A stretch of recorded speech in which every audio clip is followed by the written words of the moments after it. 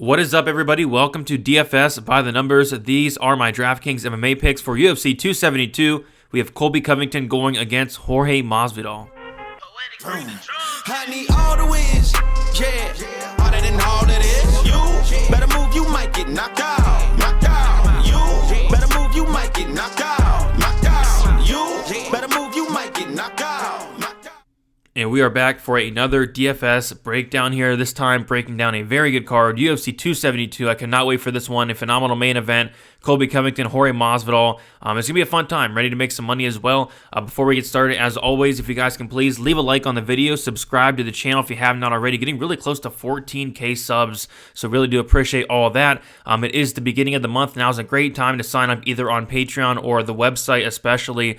With the website, the $10 a month option for the DFS, you get access to my MMA model, my MMA optimizer, my stat page, my DFS articles, my premium projections, Discord access, GPP lineup percentages, and targets and rankings, and much, much more. Please check that out. The link is in the description, or just simply go to dfsbythenumbers.com. We have 4 events this month, so it's more than worth signing up there. So do appreciate everybody that does sign up and everybody that has already signed up. Really building the site. I think over 150 members at this point, so really do appreciate that. But, not much left to say. I say we get right into it, starting with the fight. Doesn't go to decision lines as always.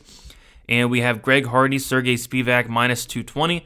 I honestly think this could be a little bit wider, and it's one of those fights where I see it going one of two ways. Either Greg Hardy comes out here, he stuffs the early takedowns, or maybe he even knocks out Spivak before he attempts a takedown. But I think Hardy has a very good chance to go out here and knock out Sergey Spivak in the first round. With that said, we know that Hardy does not have the best cardio in the world at all, and if Spivak is able to either get this extended or if this fight hits the mat once, I think the fight's going to be over. Greg Hardy has good takedown defense, but the ground game is just not there. He's kind of a fish out of water on the mat. So I think it's going to be wise to definitely have both sides of this fight. I think Greg Hardy's an intriguing dog because of that first round knockout upside, but if Spivak can get him down, I think he can finish him as well. We have Jalen Turner going against Jamie Mullarkey, minus 210. Fight doesn't go to decision. Let me just talk about these finish stats. Jalen Turner, 16 fights, a 100% finish rate. This guy's never won a decision. Very dangerous anywhere the fight goes. Knockout threat, submission threat as well. Brown belt and BJJ. Just very dangerous everywhere. And he's also been finished in 3 of his 5 losses, 3 of them coming by knockout. We see that Jamie Mullarkey, he's a finisher. A 94% finish rate, 67% by knockout, and 27% by submission. So 100% finish rate for Turner, 94% finish rate for Mullarkey. Turner, 8,200. Mullarkey, 8,000. I think there's a very good chance that the winner of this fight, most definitely pays off the price tag. I personally do like the Turner side, but I will definitely have some Mullarkey as well. Mullarkey's the definition of a dog. This guy's a very tough guy with good cardio. He's going to come forward. He's going to fight for your money. I do think Turner is the bigger guy. I think he's the more talented guy as well. Again, dangerous anywhere the fight goes, so I do lean towards Turner, but I think it's a fight that's going to be very important, and a fight that, again, is going to finish. A combined, 97% finish rate combined. They've been finished a combined 5 times out of 9 losses. It just has finish and violence written all over it there. Devontae Smith going against Ludovic Klein. And again, we'll talk about the finish rates as well. Devontae Smith, a 100% finish rate in 14 fights. He has never won a decision. He's never... I think he's been to the 3rd round once, maybe, but when he's typically winning, it's in the 1st round. Devontae Smith, 91% knockout rate, 9% by submission. He has a ton of power in his hands, great speed as well. Ludovic Klein, a 94% finish rate, 47% by knockout, and 47% by submission. So very well-rounded there. And then we take a look at how they lose, right? Devontae Smith, 3 knockout losses. So Devontae Smith has never won a decision. Devontae Smith has never lost a decision. And the chin is definitely a concern for Devontae Smith, and that's why I think Ludovic Klein is a very intriguing dog. And then Ludovic Klein, he's been finished in 3 of his 4 losses, 2 by sub and 1 by knockout. I think someone's getting finished here. It's right in the mid-range. We got the 8,500 for Smith, 7,700 for Klein. Again, just like the last fight we talked about, I think Klein's a very intriguing dog, and I think Smith is a very intriguing option in this mid-range, 8,500, 100% finish rate, tons of power. Ludovic Klein coming in on short notice. Again, another fight that I really want to target. So thus far in these 3 fights, I'm going to have a ton of exposure on them. This fight, though, Nikolai Negamarianu, Kennedy, and Zechiku. I'm not going to be, high exposed, really. It's just a sloppy, weird fight. Minus 175. Fight doesn't go to decision. And I'm not even convinced that this one finishes, honestly. Both of these guys are very, very tough. Negamarianu does have a 91% finish rate.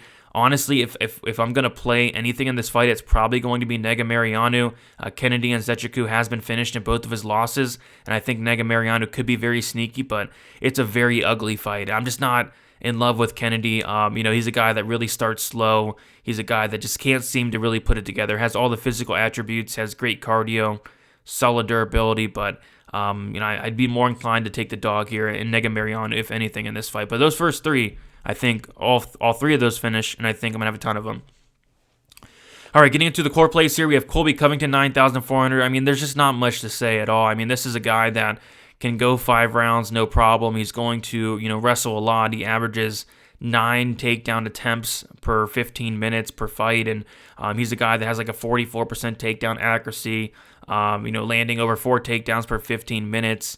When he does win, he scores an absolute ton. It's just, I'm going to have a ton of Colby Covington. You really have to. I mean, outside of getting knocked out early on by Jorge Masvidal, I think Colby Covington's going to score the most on the slate. I mean, it's not really a hot take here, but when Colby does win, he scores a ton of points. So Colby Covington, I like him a lot, 9,400. If he was 9,600, I'd still play him. If he was 10,000, I'd probably still play him. I mean, this guy has a huge, huge ceiling here. Jalen Turner, 8,200. We talked about the fight a little bit. It's a fight I'm going to be nearly 100% own on, especially at these price tags of 8,200 and 8,000. I'm going to split my exposure up a little bit, maybe like a 60-40 in favor of Turner. I will definitely have some malarkey here, but I see this fight finishing. Jalen Turner is going to have a massive height advantage, a reach advantage as well, and he's just dangerous anywhere the fight goes. On the feet, he has a ton of power, and then on the mat, he's very slick, and he has good submissions, and he has finished his last 2 fights by submission as well. So I like Turner, 100% finish rate. I think if he wins, he scores very well. Bryce Mitchell, 8,300. I'm a little bit iffy on this one, but I really like Bryce Mitchell in general. It's just this is going to be a massive step up in competition, going from guys like Matt Sales, going from guys like Charles Rosa, Andre Fili, to a guy in Edson Barbosa, who, by the way, Edson Barbosa is getting up there in age. He is now, 36 years old. Could be slowing down. The cardio is not great at this point as well. Makwan Amarikani, who's a gasser in his own right, who's typically a 1-round or bust fighter, was able to take down Barbosa in all 3 rounds, was able to control him for like 3 minutes in that 3rd round as well. Bryce Mitchell, it's going to be a step in competition, but I really do like this guy's fighting style. I like his fight IQ. He's a smart guy. I mean, he's going to go out there. He's going to fight for your money. He's going to shoot a takedown within in the first 30 seconds. If he does not get the takedown, he's going to be screwed on the feet, but this guy's wrestling is good. He's 27 years old. He's taken a year off. I think we could see him improvements as well. I think Bryce Mitchell, if he does win, I think it's a pretty solid score. But again, the level of competition is kind of what's stopping me from going, even heavier on Bryce Mitchell here. And then Rafael dos Anjos, 7,300. He was supposed to fight Rafael Fiziev, and then Fiziev was able to, or he pulled out due to, I want to say COVID, but regardless, we have Rafael dos Anjos at 7,300. He's minus 170, and that looks like it's climbing as well. It's a 5-round fight. He has plenty of 5-round fight experience, whereas Moicano, he is a guy that is taking this on short notice, like 4 days short notice. He's cutting, weight 2 times in the span of, a month. I think he has to cut like over 20 pounds in a couple days as well. He just arrived in Vegas on Wednesday. Just a lot of things going against Moicano. On top of that, I don't really trust the cardio of Moicano.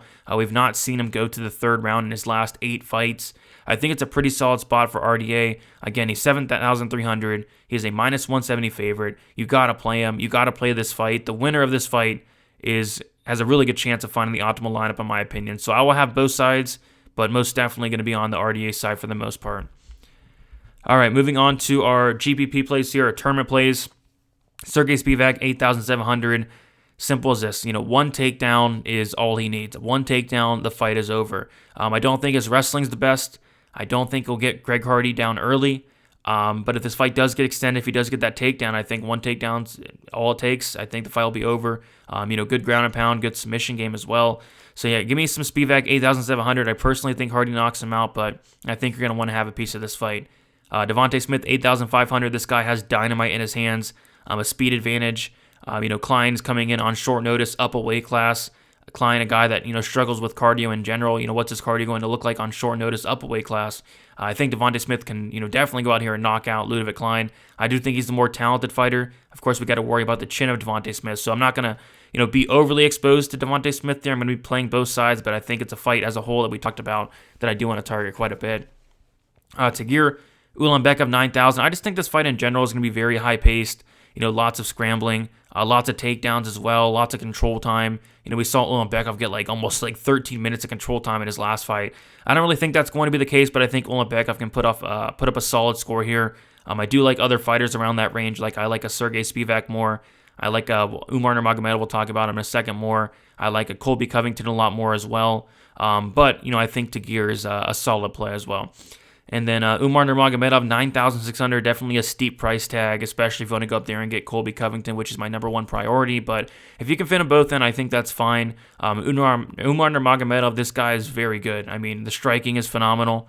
The grappling is phenomenal. The scrambling ability, the submission ability is there. I think he's finished his last 2 or 3 fights as well. Brian Kelleher is a guy that he is now 35 years old. He's going to be at a reach disadvantage. He's been submitted 6 times as well. He's been finished 7 times. I think Umar Nurmagomedov has him covered everywhere on the feet. I like him there. On the mat, I think he can take down Kelleher, who I don't like the takedown defense. Kelleher sometimes he seems to kind of just give up the takedown, looking for that ghillie. I don't think that ghillie is going to work here against Umar Nurmagomedov. 9,600, it's steep, but I think he wins. I think he's safe, and I think he can score pretty decent. Live dogs, Greg Hardy, 7,500. I think he has first-round knockout upside. I'm personally picking him to win in the first round at 7,500. That'd be huge. Sergey Spivak has been finished, I want to say twice by knockout. I can double-check here. Sergey Spivak has been finished, twice by knockout, and I think this could be the third time. So 7,500, I do like that for Hardy. Ludovic Klein, 7,700, 94% finish rate. Great high kick, lots of power. Devontae Smith is pretty chinny, so another guy where I think if he wins, it's by knockout as well. Lots of intriguing dogs, and there's some other ones that I can kind of touch on, but these really stick out. Jamie Mullarkey, 8,000. He's the definition of a live dog. He is a dog. He's going to fight for your money. This guy's very tough, gritty, and Jalen Turner has been finished 3 times. And Mullarkey, he is definitely a finisher. So, I think it's just a fight in general you're going to want to have exposure to. I personally do like the Turner side, but Mullarkey is definitely in play here. And the Nikolai Negumereanu, 7,800, kind of maybe like a low-owned dart throw type situation here. I don't think a ton of people are going to play this fight in general, and I don't think a ton of people will play Negumereanu, but he does have a 91% finish rate, and I'm just not sold on Kennedy. Kennedy, like I said, he has all the physical attributes, just cannot put anything together. He has that shell-up defense. He's going to be, when you play Negumereanu in this spot, he's going to automatically win the first round because Kennedy doesn't do anything for the entire, first round pretty much. So, I don't hate Negumereanu, 7,800. And then we'll go to our pump plays, but before we do so, just a couple other dogs I do want to touch on because there are a ton of live dogs, like for real. Like Edson Barbosa, 7,900. If he can stuff the takedowns of Bryce Mitchell, he's going to knock him out. I mean, the levels in the striking is insane. Other than that, I think Marina Moroz is interesting. I think she has, high output upside. I think she has takedown upside as well, control time upside. So don't hate Marina Moroz. I think those were the other 2 that I was looking at. Tim Elliott as well. If Tim Elliott wins, it should score well. And then Mikhail Olazechuk at 7,600 for like a puncher's chance type situation. So lots of dogs stick out, but those were my favorite 4. And then some pump plays here. Moicano, 7,200. I feel like there's a very, very strong chance the winner of this fight does find its way in the optimal lineup. 5 rounds to work with. RDA 7,300. Moicano 7,200. One of them has to win, and I think the winner does score very well. I do like RDA quite a bit. I have a ton of RDA, but I think you do have to have some Moicano as well. And then Jorge Masvidal, 6,800. Pump play, puncher's chance. Colby has been knocked out before. Colby has been dropped 4 times in his last 3 fights. Masvidal does have a ton of power. It could happen. It definitely could happen. I personally will have a ton of Colby, so I'm hoping it doesn't happen. But just in case it does, I will sprinkle some Jorge Masvidal at 6,800. And then FaZe, there's a couple of them. I don't really like Kennedy and Zachukwu. I don't really like Dustin Jacoby. But I really don't like Marina Rodriguez here at 9,300. I like her to win. I like her to win actually a decent amount, but she's going to go for no takedowns. She probably doesn't finish. If she does, maybe a late finish. Just don't really see any reason to play Marina Rodriguez over a Colby Covington, over a Umar Nurmagomedov, over a Sergey Spivak. I just like all those fighters a lot more. So give me Marina Rodriguez here as a fade. Pretty easy fade for me, honestly. And then that is about it. Do want to remind you guys to check out dfsbythenumbers.com. Check out the MMA DFS package, $10 a month, or in this case, for this month, $2.50 a week. I mean, can't get much better than that. Get access to my MMA model, my lineup optimizer, my DFS articles, my projections, Discord, targets, rankings, all the good stuff. A lot of that stuff is already out. The optimizer is already updated with the projections, ownership projections as well. The article's coming out soon. So yeah, check out dfsbythenumbers.com and get all that stuff. But yeah, other than that, leave a like, subscribe to the channel. I'll be back on Friday, 7 o'clock p.m. Eastern time for my live stream after the weigh-ins, and then Saturday, 1 hour prior to the prelims. That is about it, guys. Best of luck. Huge card. Let's make some money. See you guys.